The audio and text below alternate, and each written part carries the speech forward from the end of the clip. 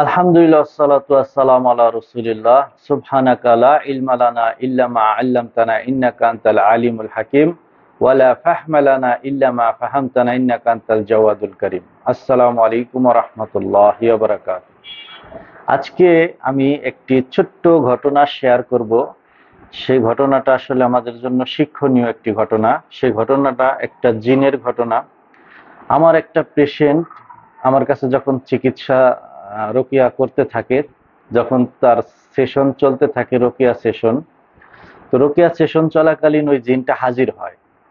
তো জিনটা ছিল জাদুর জিন, খাদেম জিন, সাহের মানে জাদুকরের যে সহযোগী জিনগুলা থাকে সেগুলা বশ করা জিন, সেই জিন। তো সেই জিনটা ছিল মুসলমান। তো আমি একটু অবাক হওয়ার কিছু নাই। তো সাধারণত মুসলিম জিনগুলাকেও ওরা মানে জাদুকররা বশ কইরা জোর কইরা জোরপূর্বক এইসব কাজকর্ম করায়, মানুষের ক্ষতি করায়, নষ্ট করে।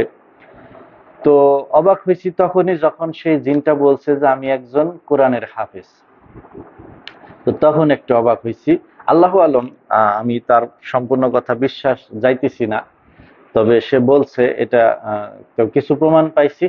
আমি কিছু আয়াত তেলাওয়াত করার সাথে সে বলছে হ্যাঁ এটা ওই সূরার এত নাম্বার আয়াত, তুমি তেলাওয়াত করো, তুমি তেলাওয়াত করো, আরো ভালো লাগে, আমার ভালো লাগে, শুনতে ভালো লাগে। তো যাই হোক, তো আমি যখন রোকিয়া তেলাওয়াত শুরু করি এবং করতে থাকি, তো প্রাথমিক পর্যায়ে কোনো চুপচাপ ছিল। হঠাৎ কিছু কিছু আয়াতে সে রিয়াকশন করে হঠাৎ।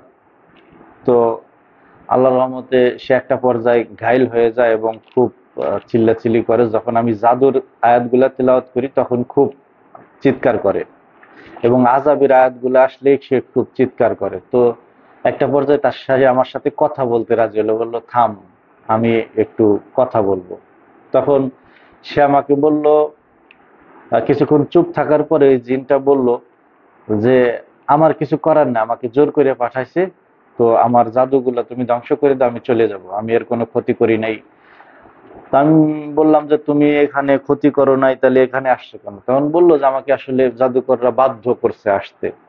তো এ হচ্ছে একটা বিষয়। তো তুমি ক্ষতি করো নাই কেন?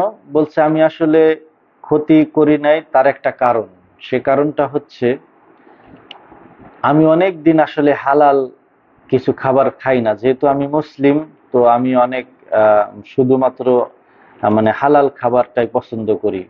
তো জাদুকর আমাকে সেই ধরনের খাবার দেয় না, অথচ জোরপূর্বক আমাকে দিয়ে অনেক কাজ করায়। তো যখন আমি আমার এই পেশেন্টের কাছে আসি, তখন এর বাড়িতে আসে সেরে আমি খাবার পাই, এ একটা কাজ করে, ওই কাজের কারণে আমি তাকে কোনো ক্ষতি করিনি। তো বলছে আমাকে দীর্ঘদিন আমি 6 মাসের উপরে তার সাথে আছি, তার এখন পর্যন্ত একটা ক্ষতি করি নাই। এবং এই পেশেন্টকে ক্ষতি করার জন্য তান্ত্রিক বা জাদুকর যে পাঠাইছে সে অনেক চাপ দিছে, কিন্তু আমি এখন পর্যন্ত তার কোনো ক্ষতি করি নাই। কারণ, তো কারণ সে বলল সে একটা আমল করে, এই আমলের কারণে আমি তার ক্ষতি করতে পারিনি, ক্ষতি করি নাই ইচ্ছা করে। তো বলল কি আমল করে? বলল যে সে রাতে খাবার দাবার যখন খায় সে বিসমিল্লাহ বলে খায়, এবং ওই খাবার হাড্ডি বা হাড় জাতীয় যত জিনিসপত্র আছে, মাছের কাঁটা, মাছের গোশতের হাড্ডি, এই সমস্ত জিনিসগুলা আলাদা করে পরিষ্কার একটা জায়গা রেখে দেয় সে সবসময়, মানে আলাদা করে রাখে। আর ওইখান থেকে আমি খাবার সংগ্রহ করি। আর সে যে বিসমিল্লাহ বলে খায় সে কারণে ওইখানে আমাদের জন্য উত্তম খাবার তৈরি হয়। আর ওই খাবার আমরা যখন খাই, আমি খাইছি। তো এই খাবার এখানে আসার পরে আমি এই এতদিন যে আছি এই খাবারটা খাইতেছি, আমি তান্ত্রিকের কাছে বন্দি আছি এখন পর্যন্ত। তো সে আমাকে ওই হালাল খাবার না, ওই হারাম খাবার করছে সব সময়। তো এইখানে ফোর্স করছে। এইখানে আসার পরে এই খাবারটা খাই, এবং এই পেশেন্ট যখন কোরআন তেলাওয়াত করে তখন আমার খুব ভালো লাগে। কিন্তু কোনো একটা কারণে সে এই কবিরাজের কাছে আটকা পড়ে গেছে। তখন তাকে আমি আর বোঝানোর কিছুই নাই। সে অনেক কোরআনের আয়াত আমাকে নিজে শোনাইলো যে আমি এই আয়াত জানি, এই আয়াত জানি, এটা আমার মুখস্থ, এবং কোরআনের অনেক আমার মুখস্থ আছে, আমি পড়ছি। কিন্তু তারপরেও আমি আটকে গেছি। তো তারপরে আমি তাকে এখান থেকে ছাড়ানোর জন্য আমি চেষ্টা করি। কিছু কোরআনের আয়াত, কিছু দোয়া, কিছু টেকনিক তারে শিখাই দেই। তো তারপরে সে মুক্ত হয়ে যায়, তার গিটগুলো, জাদুর যে গিটগুলো ছিল সেগুলো ধ্বংস করে দেই আল্লাহর কালামের মাধ্যমে, তখন সে চলে যায় এবং সেই পেশেন্টটাও সুস্থ হয়ে যায়।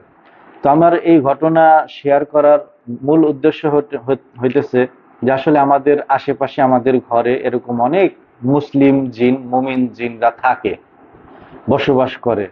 তো এটা হাদিস দ্বারা প্রমাণিত। রাসূল সাল্লাল্লাহু আলাইহি সাল্লাম বলছেন যে এক ধরনের জিন আছে, সেটা জিন আম্মা জাতি, তারা মানুষের আশেপাশেই থাকে, থাকতে পছন্দ করে, মানুষের ঘরে পছন্দ করে। আর যারা মুমিন জিন, যারা ইমানদার জিন, তারা ওই সমস্ত ঘরে থাকে যেখানে মুসলিমরা তেলাওয়াত করে, কোরআন তেলাওয়াত করে, সালাম দিয়ে ঘরে ঢুকে, বিসমিল্লাহ বলে, ইসলামিক পরিবেশ থাকে, ওই সব জায়গা তারা থাকতে পছন্দ করে এবং দিন শিখতে আসে।